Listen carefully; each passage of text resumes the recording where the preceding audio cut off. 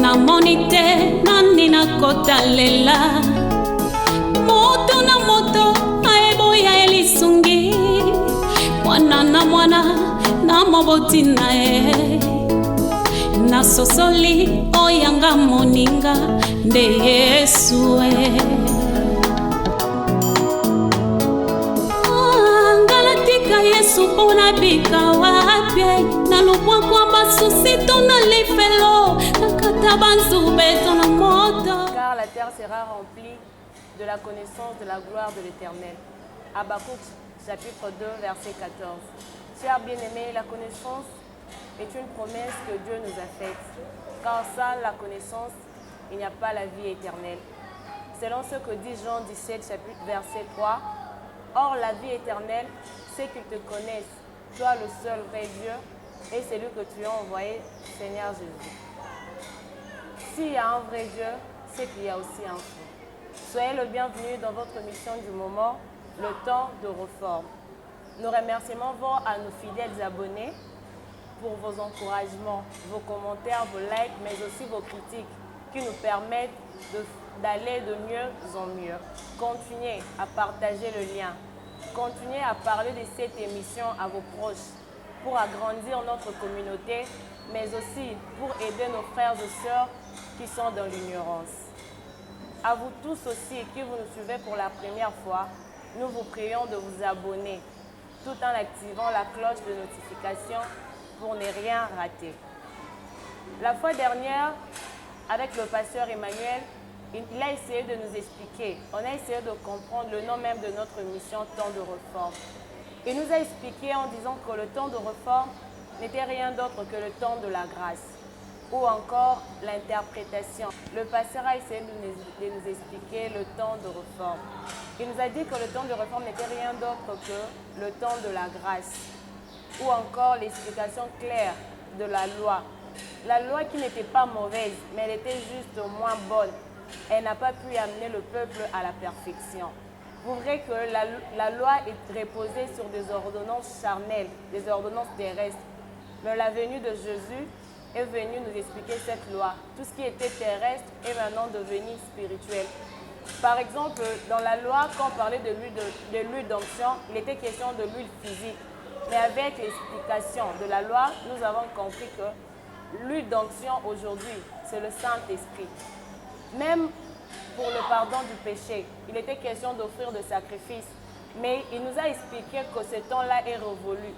Aujourd'hui, l'agneau qui ôte le péché, c'est tout un homme.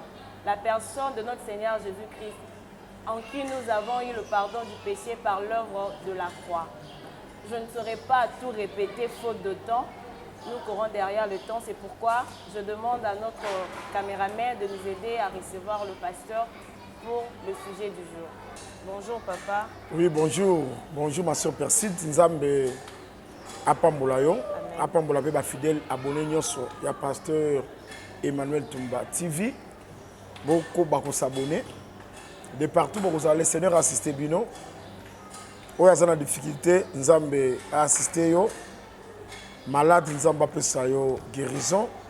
Esika ba porte za kokangama, le Seigneur azangate ko fungula bino ba porte. Vraiment le Seigneur a pambola bino nyonso. D'accord, bon yamba maloba wana le roi ya mosala Nzambe et kopesa une solution à ba problème nyonso. Pasteur, dernièrement, Erto Banay ko expliquer le nom même de notre mission, le temps de réforme. Moi ba réaction ya ki moi ebelé tellement ils ont makambo o batu babanda qui peut-être ko comprendre te bazui lumière. Surtout à Rosimba qui est l'or Italie habillement, ya basali Nzambe. Ndeni bazolata, ndeni pezala ki na loi. Donc na ba réaction na bango. Et là, qui c'est que Baza Penza n'a pas ça, il y a explication à ce qui concerne le vêtement sacerdotal. Il y a un lot aux a posé avec le Sainte Écriture, au Sungabande Kunabiso, va comprendre d'abord vêtement le vêtement sacerdotal. N'est-ce qui na loi, na lelo. Est-ce que to continuer nango? Est-ce que ils bien ton dengenin au meka kusungaba bien aimé na biso? Ok, merci ma sœur Percy. To continuer nango ndengenini parce que sacerdoce Oyo banganga nzambe o balataki bilamba wana. Hébreux chapitre 7 verset 11 établit déjà que ce qui sacerdoce wana et kokaki komema na perfection ti na sacerdoce tozana ngo lelo e ya ngeko zalate. C'est parce que sacerdoce wana ya Aaron na bana na ye na ndenge balata ki bilamba et kokaki na perfection te yango réforme les biso sacerdoce royal. Réforme les biso sacerdoce spirituel. C'est que l'ikoloba ke bilamba wana soki ezui réforme elongwe bilamba ya coton. Elongwe bilamba ya lin to ya laine et comme spirituel. C'est que lelo toza suna raison te pour baye ba moto oyaza mosala nzambe baye belango ne lamba. Non. Ba koyeba ke moto aza mosala nzambe et comment miete c'est poussé par l'esprit que les hommes ont parlé de la part de Dieu. Au monde, Paul et Timothée prêchent la parole. Pierre tangwa telemi abandi koteya azaki na bilamba a ronté. Bato azaki vivement touché. Oh mes frères, que ferons-nous? Repentez-vous, soyez baptisés. Contentez, elamba rouge te, elamba mauve te. Eze lambo bache ba croate, eza col pastoral te. Parce que na ko tongango na lati. Mais le Saint-Esprit, la grâce ministérielle, ba somba kangote, soki ka nzambe yemo kwa pesiote. C'est que bilamba wana na réforme lokola sacerdoce wana ezalaki terrestre. Tango ezoya kotoyo, ezokoma spirituel. Ou ezaki charnel, ezaki physique. Koto ezokoma spirituel. Ndenge meme agneau kuna zalaki. Tant tokene koto agneau akomi mutu.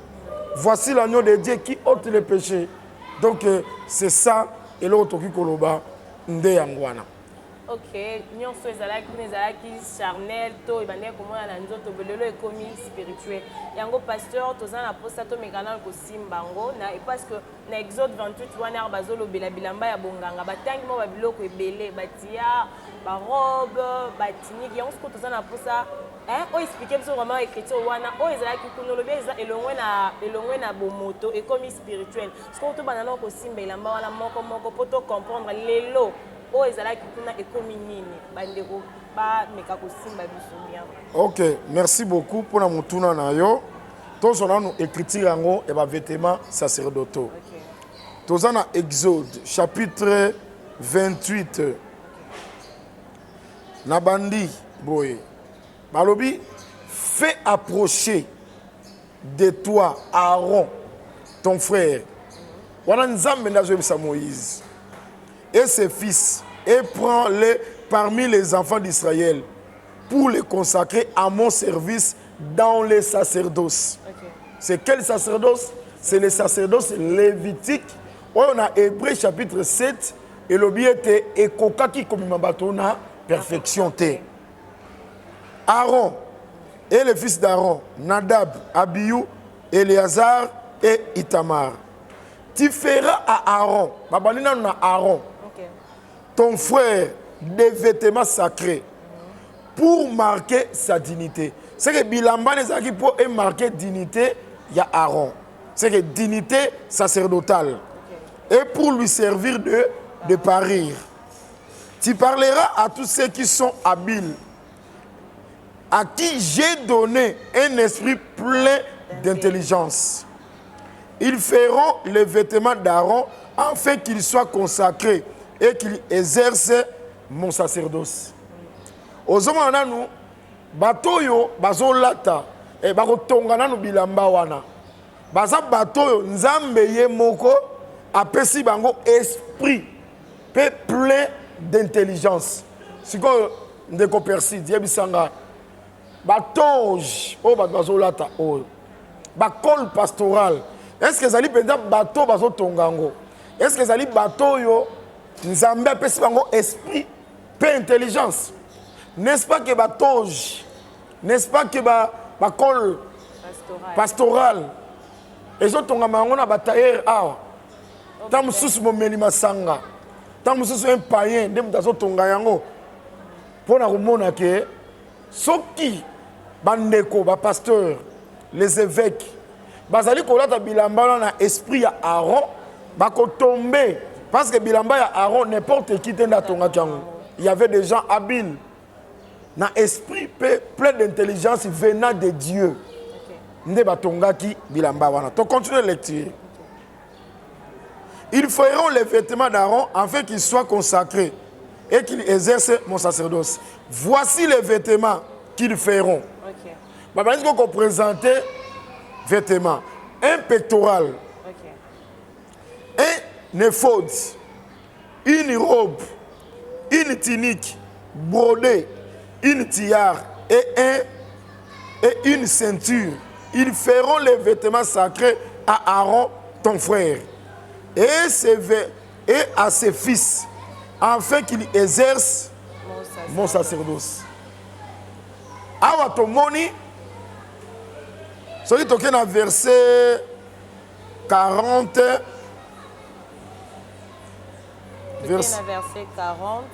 Tosio ata 42. Ok, verset 40. Fais-leur des caleçons de lin pour couvrir leur nudité. Ils iront depuis les reins jusqu'aux cuisses. Ah, on a Exode 28. Au conseil, il y a d'abord Aaron. Parce que ce qui est dans le verset 40, pour les fils d'Aaron, tu feras des tuniques, tu feras des ceintures et tu leur feras des bonnets pour marquer leur dignité et pour leur servir de parure. Et tu envêtiras Aaron, ton frère, et ses fils avec lui, tu les oindras. Et tu les consacreras, tu les sanctifieras. Et ils seront à mon service dans les sacerdoces. Fais-leur des caleçons. C'est que Aaron, le souverain sacrificateur, a l'attaqué contre Salana Bananae. Bana balataki bonnet, balataki tunique, balataki ceinture, puis balati caleçon. Mais Aaron, il y a l'attaki tiare. Bango balati bonnet, mais il y a l'attaki bonnet. Il y a l'attaki tiare. À l'attaki pectoral, il y a jugement. À l'attaki éphod, à l'attaki robe, à l'attaki ceinture, à l'attaki caleçon. Aux hommes là. Ils sont différents. C'est que Aaron, il y a l'attaqué 7 vêtements. Tandis que Aaron, il y a bonnet, tunique, caleçon. Na ceinture. Mais il y a l'attaqué 7 vêtements. Si koyo na Hébreu, déjà chapitre 9. Tant que vous expliquer biso sacerdoce wana, bazo présenter Christ comme souverain sacrificateur. Et l'ingolobake na réforme tango salami. Aaron wana, tant on le kissie na tant la réforme a comme Christ. Parce que Christ le long dans souverain sacrificateur, il y a sacerdoce. Et l'ingolobake que le coup la Christ aza nabilamba. C'est-à-dire aza souverain sacrificateur, c'est que Christ paie service n'est ali ko sala et sengeli pe azala na ba vêtements sacerdotaux. C'est vêtements sacerdotaux et sengeli ko ezala na bokoki parce que le chiffre 7 c'est la perfection. Yango moni Aaron et sengela lata na perfection. Osomona yango moni to saka na biso na courage pe na kimia ya kolobake Jésus-Christ est Dieu. Pourquoi tu le bongo? Pourquoi? Nazui Job chapitre 10. Job chapitre 10. Jésus-Christ est Dieu. Job chapitre 10 verset 11. Oui, Job 6. 10. Ok. Job chapitre 10 verset 11. Verset 11. Tu m'as revêtu de peau et de chair. Tu m'as tissé d'eau. Tu m'as tissé d'os et de nerfs. Job tu m'as revêtu de quoi? De peau et de chair. De peau et de chair. C'est que awa Job a expliqué que bilamba est comme une des autres. Ok. Tu m'as revêtu de chair et de peau. C'est que peau, la peau humaine, la chair humaine, d'après Job, est comme un vêtement. C'est que Nikolobake, Nzambe, Oyazalaki esprit, Alataki Nzoto. pour asala musala. Ok. C'est que nzambe pour kota na sacerdoce et c'est là qu'il ta bilamba. Pe bilamba ne c'est là bilamba ya bokoki. Et ça bilamba moko te ça na perfection. C'est que ça bilamba moko ça na perfection. Ya moni corps ya Christ. Et ça qui le corps ya Adam te. Parce que Adam a déjà na corps ya péché. Et c'est là que nzambe ala ta corps moko ça sans péché pour ça la musala ya rédemption autozulelo. C'est que ngina tali ça que Aaron le véritable c'est Dieu. Tant qu'on a dit chair ya Christ, le rôle est lamba. C'est que chair ya Christ c'est ali et lamba ya nzambe ya musala. Donc chair ya Christ on est eza et lamba donc eza vêtements au Aaron il y a na loi na lataki. Donc ezaki ba image. OK. C'est que dans le souverain sacrificateur c'est Dieu lui-même. OK. Souverain sacrificateur a compte na service té. Parce que service au souverain sacrificateur c'est compte pour peuple à sa faveur. OK. Yango zo makambo ezaki ba image. Na temps ya réforme, le souverain sacrificateur c'est Dieu lui-même. Yé moko sikoyo akokonta pe na service pour peuple à sa faveur pour compte na service ngaki passe na bilamba ya bonganga. Siko bilamba ya nzambe ya bonganga, c'est la chair de Jésus. OK. Aaron lelo eza Jésus Christ pas yé encore au kota musala ra bonté parti il faut qu'on préciser. OK. Ça dit Dieu le Père, Dieu esprit. C'est le souverain sacrificateur. Sans bilamba au kota na musala te. OK. Yango moni nzamba tikala ki na ye likolo. Siko lokola lingaka kota na musala. Apesi Aaron sala musala. Pour le peuple d'Israël a sa faveur. Mais nous avons dit que Moussala wana et même bato na perfection te. Bato bazu péché et pardon il y a péché te. Ce que c'est là que nous avons yé moko soit kota na Moussala. OK. Ce que pour kota na Moussala, yé pas na besoin ya vêtements. OK. Ce que Job n'a expliqué que vêtements c'est la peau. Et sa peau, et sa chair. Yango ben nzambe c'est que bilamba nzambe biso ne bilamba na biso zaki coton. Oya Aaron ne zaki coton. Mais bilamba nzambe comme des nzoto. Donc c'est ce qu'on a besoin ya nzoto. Donc nzambe sans Jésus, nzambe au sans musalate. Parce que le sacerdoce c'est le service divin. C'est que nzambe pour kota na musala azali pe na besoin elamba. Ndenga Aaron azali na besoin elamba, ndenga ben nzambe azali na besoin elamba pour kota musala. Musala wa kota oya sala ne kulusu pour na pardon ya péché pour tous en faveur na péché adamique oyo ezali ko régner likolo na biso. OK, nzambe né souverain sacrificateur Aaron ya solo au RAE tellement qu'il connaît la loi et pas encore ya musala musala bongo te il faut respecter mon beko. Très bien. Moi kinzoto ya Seigneur Jésus-Christ. Amen. Pour asala musala ya rédemption à la croix yango wana tipasi. Yango wana. Yango wana. Siko pasteur va expliquer que vêtement c'est la peau, c'est la chair. Mais wana batangel biso yo mo que ça 7 vêtements. Parce que 7 nyonso wana ga yango mo wana nyonso. Le chiffre 7 et ça pour expliquer perfection. OK. Et loko ezana bokoki. Yango moni nzoto ya Yesu kokaki nzambe. OK. Yango les expliquer 7.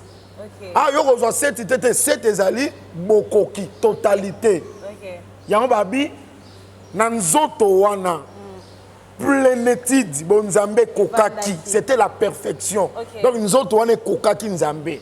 OK. Vous comprenez? C'est que na nzoto Adam nzamba kwa kovanda te. Na nzoto Esaïe nzamba kwa kovanda te. Na nzoto Jérémie parce que nzoto wana ezaki na bokoki te. OK. OK. Ezaki na bokoki te.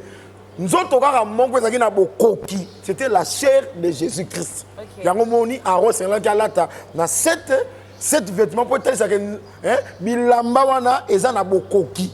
Oh lokola bilamba comme nzoto ekokaki nzambe. Oh nzambe c'est là vanda na mobimba na ye, c'est la chair de Jésus-Christ. OK, nzoto ekokaki nzambe c'est la chair de Jésus-Christ. J'espère que banyos ba simbi biso déjà na point wana. Mais est-ce que pasteur tolingi to comprendre? Po wana batangeli biso pectoral, batangeli biso tunique, batangi moi ba bilamba ebele wana. Parce que le lozolo ba que nyonso wana ezaki ezasi na nzoto te comme spirituel. Donc la pose que bato bolanda biso ba evanda penza. Evanda que ceux qui ba na ndenge na Bible kuna balobaki caleçon lelo eza eloko boy. Donc explication claire wana to meka. OK, lokolo lingili. Simba moi bilamba na OK. Simba moi ba bilamba. Très bien. Lokolo oli na moni oponi caleçon to simba caleçon to expliquer ngo. OK. Mais linga na talisa boye eza ba voler. OK. Na talisa nanu ke nzoto a Yesu eza lamba o nzamba lati asali nango musala nekulusu. OK. Yango omona même souverain sacrificateur azalaki soko alongwe na ndaku na ye akoyana elamba mususu. OK. Tanga ya koti na sanctuaire asali musala ndako esika kolata sikoyo bilamba bonganga. OK. Soka asali nango musala esili fazwa bilamba wana alongolango azongela bilamba na ye oyo ayaki nango. OK. Sikoyo écriture lobi boye ye mongo Jésus Christ azobabi bondimela nzambe bondimela penga. OK. Na ndako ya tata bivandelo bizali mingi nakei nakoya kozwa bino akendaki wapi na ciel. C'est que ciel ezali ndako ya tata, n'est-ce pas? Aaron azatata. Oui, azatata. Azatata. C'est que ndako ya Aaron yosko komona ndako ya Aaron na mabele ya Israël te. Mbala moko na ta ya réforme ndako ya Aaron ezobima ciel. OK. Yango moni tango ya zotika ciel azoya na sanctuaire sur la terre. OK. Poisala musala il va zo bilamba wana. Oya ndako alongola azwa bilamba musala. C'est que il va alongwa Dieu esprit akoma siko nzoto ndasala musala. Tango akosilisa musala bilamba na kozonga nango na ndaku te. Il va tika yango azongela bilamba na ye ya ndaku ndazonga nango. OK. Moi je crois que mouvement yango wana nzambe azaki esprit eza bilamba ndaku. OK. Wana tango aza na ndaku na ye. Mais tango aye pona musala ko zasko nzoto a Yesu alati. OK. Asali nango musala tango asilisi musala ne kulusu. Bilamba wana tamba enterré. Tango linga zonga ndaku. Azonga na bilamba yote. Aye ko zonga sikoyo na corps esprit yango moni bato batera bato ke Thomas Simba Yesu te. Thomas Simba Yesu te. Asimba Yesu te. Te asimba yete. Tango Jésus la kisi abi andimi. OK, donc Jésus la kisi kaka ba Arabi non, tu es mon Seigneur. OK. Pour nous autres on a ba simba kangote. OK. Yesu nzoto ase kwa kinango zaki nzoto ya ciel. L'incorruptibilité. OK. Ozomona yango mona ki ataba vandi boye akokotela banga bimeli bango. Sans qu'elle fonde la porte. OK, pour comment déjà nzoto nzoto esprit. OK. Aye esprit alati nzoto do bilamba ndako eza bilamba eza spirituel alati bilamba musala nzoto a Yesu nzoto ekoyo kanzala nzoto bako beta nzoto ekolela Lazare nzoto bako cracher likolo nango. Mais dès que kaka silisi musala na kulus nzoto ala yo somona après résurrection va finir sur Yesu. Muta omekate pas kuna comme ce okembo. OK. Muta osakane susu ta nyoko amali susu te fini. OK. Nde bilambo ya kozonga nango na ndako na ye yango wana. Ozomona? OK. Sikoyo na démarche wana, est-ce que monite que Christ le lois esprit? Oui, Christ a esprit pas ba ra tal wa ba ke ile avantage qui ne pas dire molimo le lot Christ a esprit. Oui. Le col a esprit. Service à sacerdoce ils ont continué. Oui, oui. C'est que Christ le lois dans sa église. Ah ça la sous forme esprit. Ah ça a besoin de vêtements. Des places one Christ le lot ouais a esprit ah ça peut vêtements. Si quoi Job déjà ça aidé biso que tu m'as revêtu de chair et de peau. Oui. C'est que le lot peut Christ a ça a besoin il y a ba corps. Il y a plusieurs vêtements. Un seul Aaron, mais plusieurs vêtements dans les autres. OK. C'est que le lot Christ a la bilamba. Et c'est lambate, mais bilamba. Il y a bonganga, poisson dans musala. C'est que les sacerdotes, le service divin aujourd'hui, c'est le ministère de la parole dans l'église. Christ a le lois esprit. Alors, pourquoi quand tu appelles la musala, ça a besoin, il y a bilamba. Or bilamba eza banzoto banzoto wana lelo ndenti ninga na zaboye na se lamba o Yesu alati ndeko mususu pe asa motei asa pe lamba ndeko mosusu mpe motei aza elamba seke bilamba eza ebele na bokoki mpo yesu azosala nango mosala lelo na kati ya église seke lingi koloba ke les vêtements sacerdotaux aujourd'hui ce sont les ministres de la parole oyo yesu sans bango moyen asala mosala eza te parce que ye aza esprit fo alata banzoto ya batei mpo asala mosala. C'est ça. C'est que tout passé dans temps il y a forme et puis il y a réforme. Des sacerdoces lévitiques à sacerdoce royal. De la loi à l'interprétation ou bien de la loi à la grâce. Ce qui kuna imperfection ezali. Perfection ezali parce que changement et c'est salami. Il y a un moment où on a un col pastoral. Et comment m'appeler? Même les couleurs nango, au moins la col pastoral, chemise on est dans la mouinde. Col ya pembe. Nini ya pembe comment maman babi que pasteur, pour bailler biso ko, bailler ko pasteur, lata chemise ya mouindo, na moi col ya pembe. OK.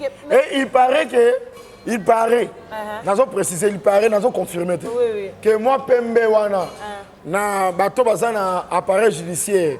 Bato droit, bato pembe, parce que ba avocat pe. Mais ba la paye à noir. Ba pembe wana za justice. Sikoyo, celui pembe a lumière, parce que même dans la Bible, la couleur blanche, c'est la justice. Le noir, c'est le péché. Sikoyo, tu as que pasteur, à la chemise, il y a mouinde. Parce que le noir, c'est les ténèbres. Ah, moi, pembe d'ara, moi, moukier. Au moment où tu as lancé un message, Koko Sandé, le qui est belé, Nazana, moi, boyenge beni ya moukier. Mais pasteurs, attends l'exode wana to tanga ki nzamba zo pesa alo ba ngambi ya vêtements. Alo ba ki eza pour la dignité.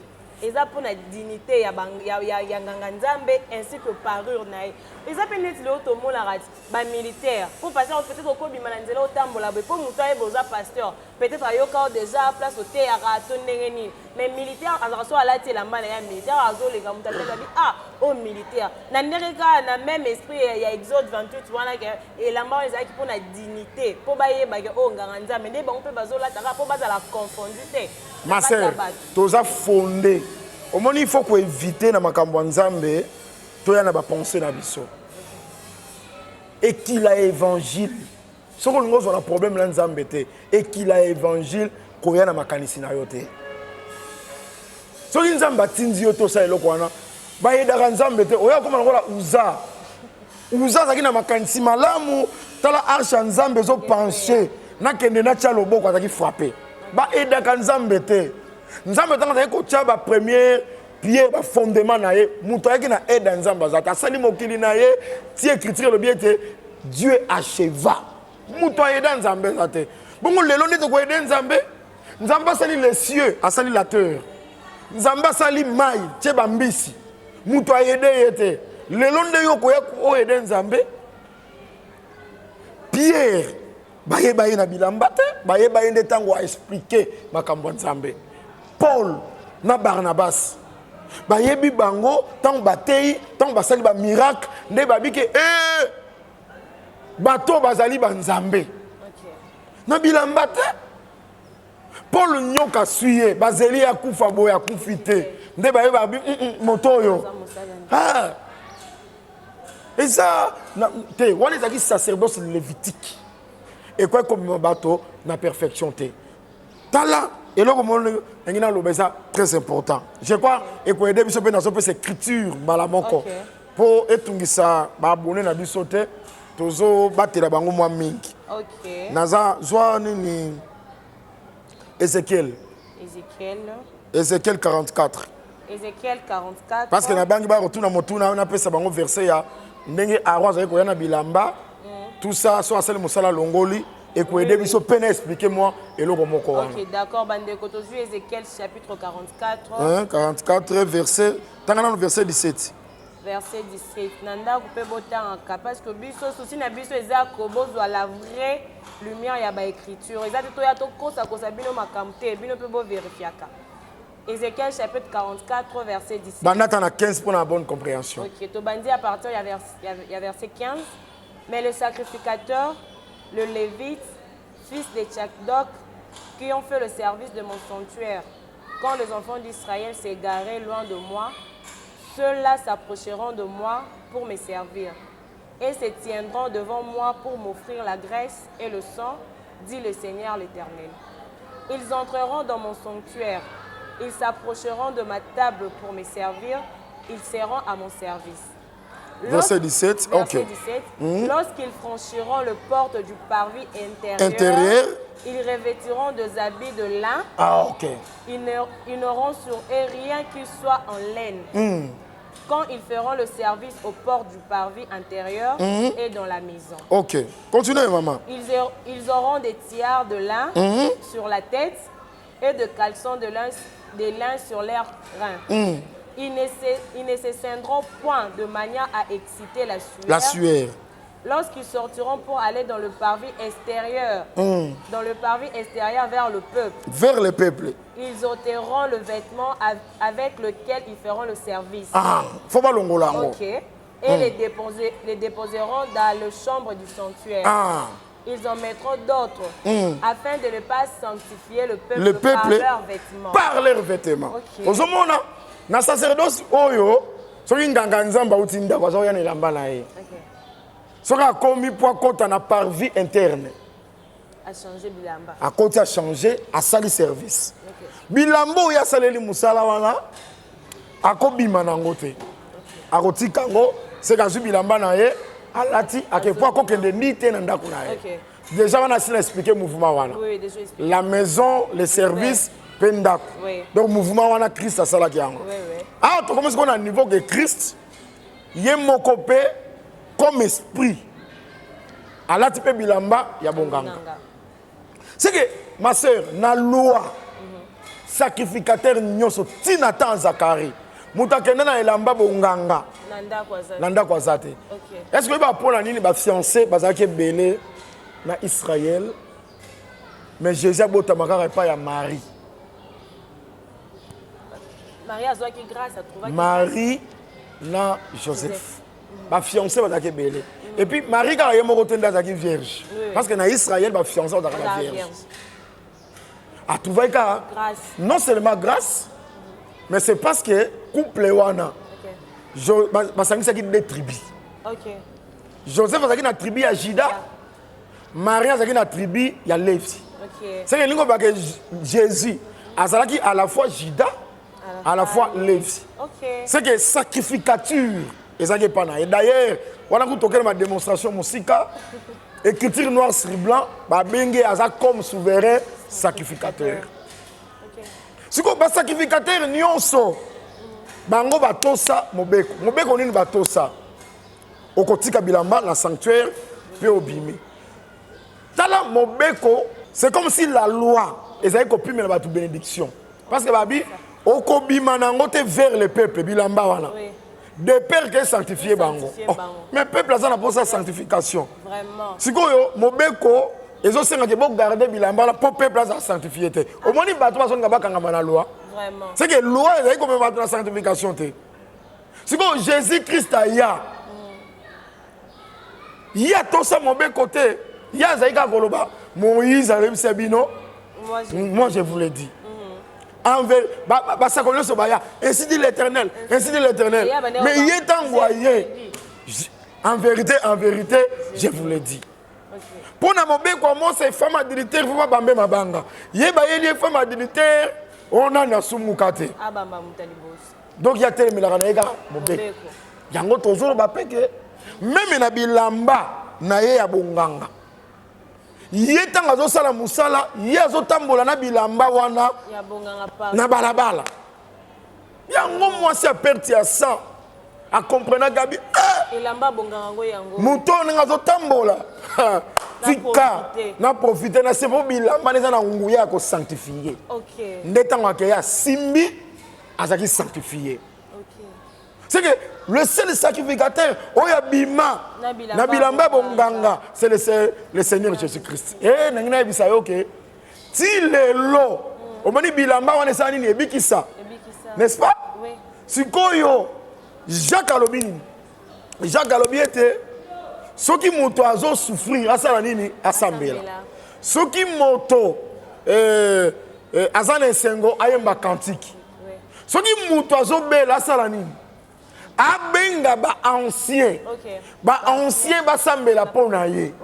Qui sont les anciens? Mais les anciens ce sont les ministres. D'accord. C'est que ningo talisa ke lelo Christ o azali esprit. Bilamba na ye ya bonganga o azotambola nango. Ya bima nango tina sanctuaire, ce sont les ministres. OK.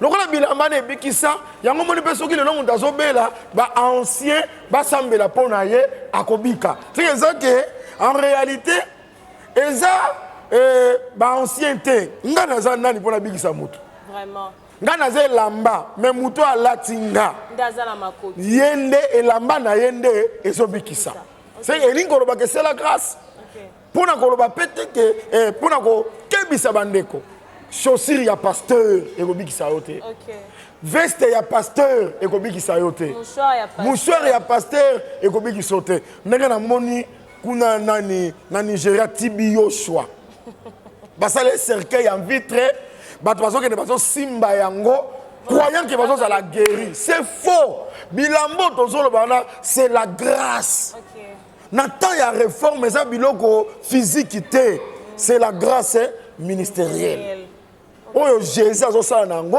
bilamba lo wazo tambola nango ezali kobikisa ma sœur siko toke na kotiko na suscité na tikape banani na posa te likambo tali caleçon. Oui.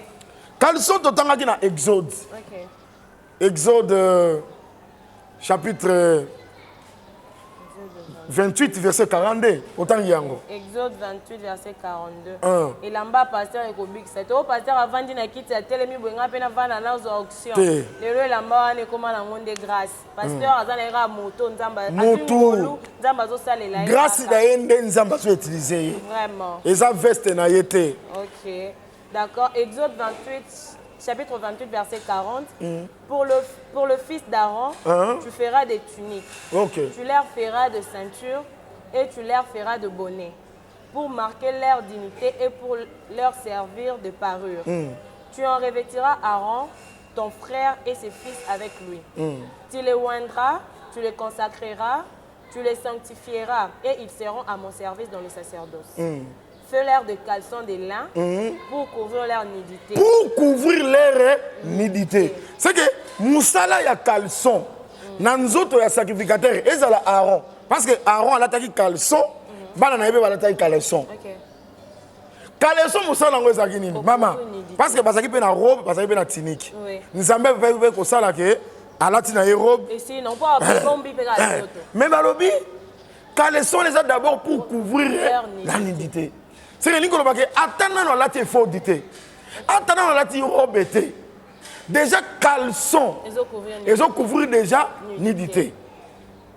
Pourquoi? Ceux qui toquent plus loin, hôtel, ils ont pas degré. Ah oui, oui.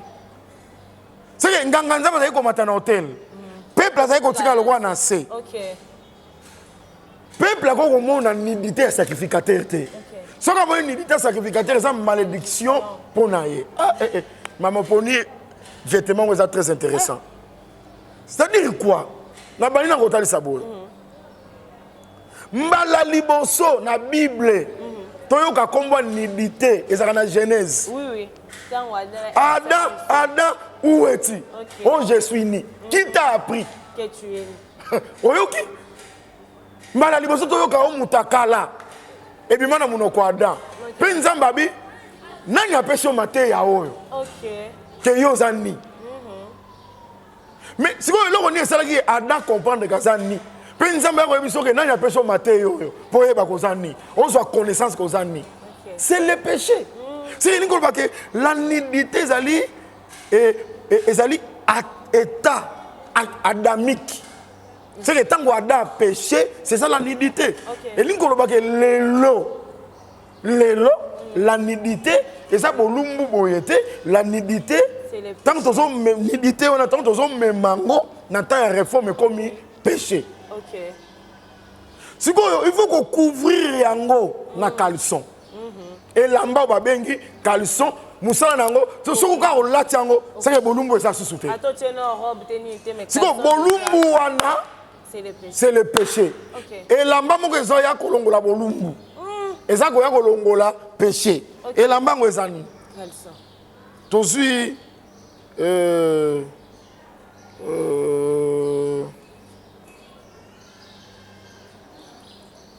j'espère que makambo ezokota penza na mitema ezolongola ba milili nyonso oyo ezalaki na makambo etali ba vêtements sacerdotaux hein. Romains je crois. OK. Chapitre Romains chapitre 13. Romains chapitre 13. OK, verset 13 à 14. OK, Romains chapitre 13, tu bandi pe na 13e verset na 14. Hein? Marchons honnêtement, comme en plein jour, loin des excès et de l'ivrognerie, de la luxure et de l'impudicité, de querelles et de jalousie. Mais revêtez-vous du Seigneur Jésus-Christ.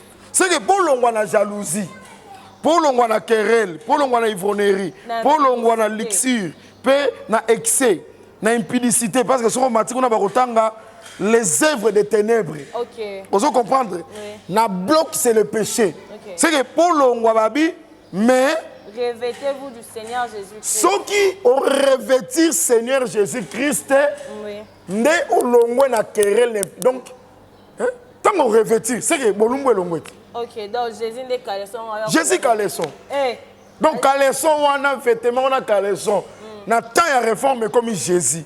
C'est que Mouto kolongola bolumbu na yo o eza péché depuis Adam tanga péché ne bolumbu kota. OK. Et disco koloba ke o ebeza na loi moko na sepelaka nango eza ke soki muto akoti na kati ya tente et akuti muto akufa na kati babi muto na parce que akoti na kati ya tente akoma impur. Oui. Loi moko lobi bongo. Siko ngana tuna na motuna akila faute. Muto akufaki na kati ya tente to muto ekokota. Ngana yebi na ngate na ina koti na kati ya tente. Na kuti muto akufa. Kaka pona mone bembe na kati ya tente na komi impire. Loi comme signe impire. Yango bato osela mobeko bakeba. Ngolu ndeza très important. Et lingaki kaka expliquer que la tente c'est la chair. Paul Mdazolo bango na 2 Corinthiens chapitre 5. Abi si la tente que nous habitons est kozala détruite. Azolo bela la chair. Nzoka muto liboso afanda na kati ya tente. C'est Adam. Tango alia mbuma akufa wapi na kati ya nzoto oyo. Tala mukolo ya dalia mbuma akufa ka. Ataza yiko tambola me akufa parce que apôtre Paul lobi ba veuve oyo bazo tambola na plaisir de ce monde. Quoique baza vivante mais basi bakufa. Donc ezana moto muso ngona azo tambola basa kufa. Laissez les morts enterrer leurs morts. Yo somone bembe ke ukunde bembe. C'est que mutu muso azo tambola mais nzamba zo mona ye e bembe. C'est que Adam ko la liaka akufa kan attente. Siko ngai na perside tant tozo uta éternité, le quoi tozo konta na kata nzoto yo e bembe zali biso be tozo bima ba empire. C'est que lingo lobake ndenge Adam atikalaka ni na péché. Le quoi la biso pe na chair adamique, nous sommes des pécheurs. Ndenge David azolobake ma mère m'a conçu dans le péché, c'est que biso pe tout ozalaki ni. Si ko poto couvrir nudité na biso et lamba caleçon et c'est là to revêtir le Seigneur Jésus-Christ. Yango moni ba pharisien ba kamwa kababi nani yango azana pouvoir ya ko pardonner les péchés.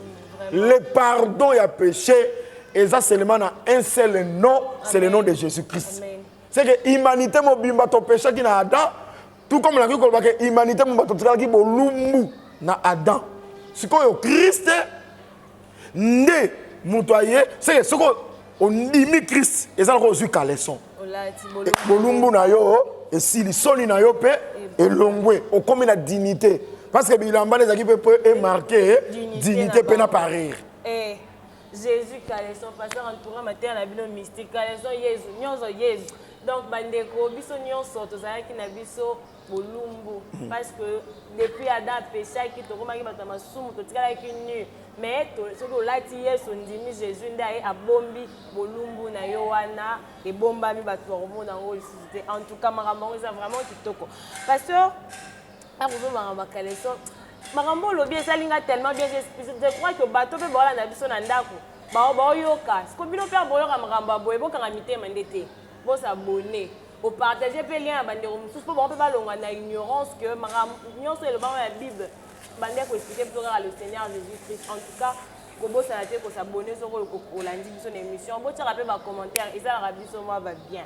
En tout cas to komi pasteur tozo déjà tozo que les gens na ko chiter na suka émission na ya émission na biso. Ce qu'on expliquer quand ils sont wana lokola le Seigneur Jésus-Christ vêtements on peut expliquer que le ministère de la parole donc Yesu azokota na nzoto ya mutu pour asala musala lelo na temps ya grâce ndenge tozali. Sikoyo pasteur bato wana nyonso wana o ba continue kolata bilamba wana ba col pastoral ba robe ba tia et le message nini o ki kopesa bango parce que bango ba organiser ba osela mobeko nzora ba osela na bango ngo pe bien te ce message nini o kopesa bango est-ce que nde bazo salela wana en faire efongami mpona bango libulu munene to peut-être nzamba oyokela bango mawato ndenge nini ndenge bazo continuer kolata bilamba wana bato ba olata ngo conseil nini vraiment oki kopesa na bango ba pasteur ba continuer kosalela makambo wana nyonso mobeko ekomema bango na perfection te mobeko ekomema na sali te soki la loi ekokaki komema bato na sali tina grâce eya elingi kozala te grâce eye parce que Sinaï mobeko ya Sinaï ememi lobiko te nga na lobi ke na temps oyo babongola nde mitema parce que ti lelo nanu moto akoti enfer te ndenge moko mpe nanu moto ahérité ciel te ezala ciel ezala enfer moto okoto bakoti lola baza te même bapolo nanu bakoti lola te koto mpe baméchant nanu mpe bakoti enfer te bato nyonso baza na séjour de mort bazozela tribunal ya Christ. Mais malheureusement pour na bakufi na état wana. Mais yo muto za na bomoi oyoki liteya. Mais repens-toi. Repentance ezali ndengo zo kanga sikoso za pasteur. Kata col pastoral. Kata yango. Longola soutani. Longola soutani no ba quoi. D'ailleurs, dans la Bible, soutien nous a dit na croix exacte. Bilamba bonganga, je crois que tu continues. Balobi te yo arola taki bilamba zaki na ba croix exacte. Likamoni ni frère. O eza bongango. O zuma kamuna bonganga. Kinganga na o zaki na kindele, soki na ngaba, soki na mikonga, soki wapi. O memi en église. On eza bilamba bo ya kinganga kisi. A représenter quoi à Jésus? Non. La croix aujourd'hui c'est la prédication. C'est la prédication. Et ça va si je te kolobé là. Donc nako bana bango ba bongola motema. O moni pasteur. Na église mobimba soki yo lati soutane. Ozo kanisa ke bilamba de sali aux à la pasteur. Osani. Apocalypse chapitre 3 verset 17. Apocalypse chapitre 3 verset 17, je crois que peut-être verset Yasuka peut-être. Apocalypse chapitre 3 verset 17. Parce que tu dis, je suis riche, je me suis enrichi et je n'ai besoin de rien. De rien. Et parce que tu ne sais pas que tu es malheureux. Tu es malheureux. Misérable. Misérable. Pauvre. Pauvre. Aveugle et nu. Ni. Bah on va zo mimuna ke baza ba riche. Église à Laodicée, baza ki mimuna ke baza ba riche, baza bien vêtu. Mais nzambe tanga zo tala banga zo mona bango ni. Pourquoi? Parce que baza ki ni chaud ni froid. Parce que baza ba ignorant. Parce que l'ignorance c'est un péché, manque de connaissance c'est un péché. Baza ni chaud ni froid. Osoy baté pasteur aza musicien, toi aza pasteur. Aza Sankara, toi aza nani. Osoy ba lisusu te. Pasteur atiki Bible a comme on organiser ma job. Donc confusion, ni chaud ni froid. Un peu de l'évangile, un peu de monde. Baché concours, boyemba malamo, boyemba mabe, bozo. Ça ce n'est pas l'évangile. Nzambe tanga zota la bina zo mona bino boza ni, boza ba malheureux, boza ba pauvre. C'est que la nudité et ça quand péché, na forme impudicité, na forme ivrognerie, mais en l'église c'est un enseignement ya mabe. baza ni otangi wana église à la Odyssée nzambe amona bango ni et là on a dit qu'on reprocher bango bazali ni chaud ni froid ni chaud ni froid ningo beza mélange tiède. Un peu de l'évangile na makambo ya mokili vraiment bazui marche à santé et une église ni chaud ni froid vraiment et église on église wana basenga na match football dans l'église. Donc, on a un peu de l'évangile. Et là, on va bien ni chaud ni froid. Yangwana. Ok. Quand on est pasteur, il y a mon pasteur, il y a mon théâtre. Ni chaud ni froid. Pourtant, Pierre, balobi que tout cet homme va choisir. Et tu choisir cet homme plein d'esprit. On va s'occuper de la table. Service au sein de l'église. Okay. Mais l'apôtre va se dédouaner. Babi pour nabiso parole na prière. Okay. Position yebani. Okay. Position ministre on a parole prière. Yo moko pasteur, yo moko muta théâtre. Yo moko pasteur, yo moko organiser ba concours. Vraiment. Yo moko pasteur, yo moko président Seni. Ni chaud ni froid. Au moins, il faut trouver un exemple clair pour comprendre. Pour que vous soyez déjà critiquer. Non. Tu as un exemple pour que vous lenteur. Il y a entendement, il y a compréhension. On va comprendre. Ni chaud ni froid, ça mélange. Ce qu'on a l'évangile, c'est 100% évangile. Comme mélanger. Si vous avez l'église, vous avez c'est la fausse doctrine. Dans l'église, moko babarake bango de la Odyssée. Bango de baza la âge à la Odyssée. Ceux qui baza la Odyssée. C'est baza tiède. Baza tiède. Il y a un moment dans l'église de bango, côté photo, il y a l'homme de Kintuki, côté photo à Jésus. Mélange. Nous sommes baza. Nous sommes baza contre mélange. C'est quoi? L'église de nous sommes maintenant au terme na bino ni. Amona bino na boza ni. C'est quoi? Et là, on va couvrir l'unité de Bino. Bon, d'abord, caleçon. Bon, là, tu as nous caleçon. Donc, nous caleçon. Caleçon, on a Yesu. Parce que Romains, chapitre 13, verset 14, ils ont pour revêtir le Seigneur Jésus-Christ. Ok. En tout cas, pour comprendre ma pasteur Azolo, il y a un pasteur, au col pastoral, au Nîmes. Et ça, dans l'écriture, il est temps.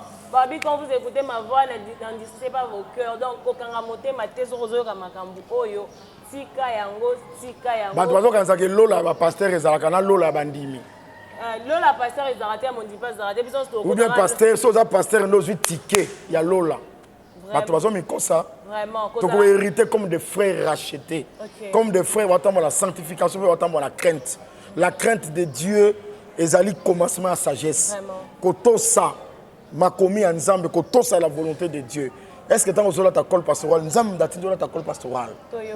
Babilamba zo mitongela, est-ce que Nzambe. Et puis kuna milikamba ko kama, arwa la ta sapatu te. Moi na arwa la ta sapatu te. Mais yo zo la ta batoge na soulier. Au baby si déjà mon baby si na mo be ko ngokuto au baby si yango. En tout cas, Makamoroloba, ils ont tellement ébélé, oh, ils ont internet, au Coca-Cola sauté. Oh, ils ont la poste à Yoga Makambo en profondeur. Makambo est commandé Vinae, Kenelom Sigate. Aussi, car le transport, il y a Kingassan, il y a Souka, au Kitiwana, au Avenue Koli, numéro 7. Et si au pasteur à Kambaka, église, il y a bassin. Et Zawana, oye, au participer à la culte Nabiso. Je crois pasteur qui sera mardi, mercredi, jeudi. À 16h30, puis dimanche à 8h30. Place pour un discours au côté de la musique. Nos beaux internet, tant y a Koloba, Makambunion sort, vraiment, ils étaient. Pasteur Liloba Esouka, Potoclore, émission à Bissot. Na série na bandeko, vous s'abonner très massivement. Au coutani na image, au sentir que Makambo Tolobe sa vérité. Vraiment. Parce que Bissot besoin de sa vérité, parce que ça soutenu na l'écriture. Et l'autre sengo soutien. To 5 euros, to 5 dollars. Yo s'abonner kaka. Okay. Manière de soutenir vérité, yangwana s'abonner, peut partager. Oui. Émission et que de musique. Donc tu penses à sango yo, batu ba croire parce que mensonge et matimingi na toi. Lilobanga na souke ezaka ke bande ko ba s'abonner. To sambeli pe. OK. Seigneur Jésus. Liloba oyo wa accompagnango. Moto nyonso kolandango. Azala convaincu pe azala béni. Oya zaki malade kaka ndenga landi. A sentir que guérison est côté dans les autres nae. Ndeko alandi a sentir maintenant que ba problème bani ko quitter. Ndeko alandi a sentir maintenant que ba porte efungwa melié. Na kombo na Yesu Christ. To sambeli petolobi. Amen. Amen. En tout cas, il y a la bénédiction pasteur à Pesibiso, les Tozo Kabalango. Mais non, tout ce qui a beauté sans pour autant qu'on remercier mon réalisateur Coco Dema. Mouton Salara, que ma image a Victor et comme il a rabino, n'a profité pour l'enlever sa beauté, n'a libota mobimba, ainsi qu'à notre bien-aimé Rodrigue Yongo qui nous suit à partir de Pretoria. Vraiment, Kolo Apamoladiso à la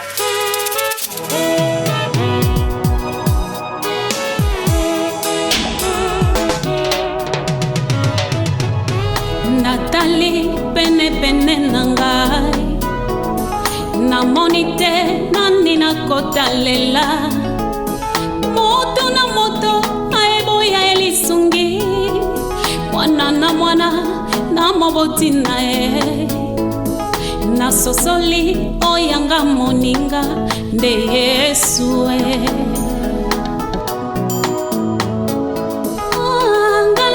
Yesu pona bika wapye na lupwa kwa masusito na lifelo nakata banzube tona moto kobika nanga sina Yesu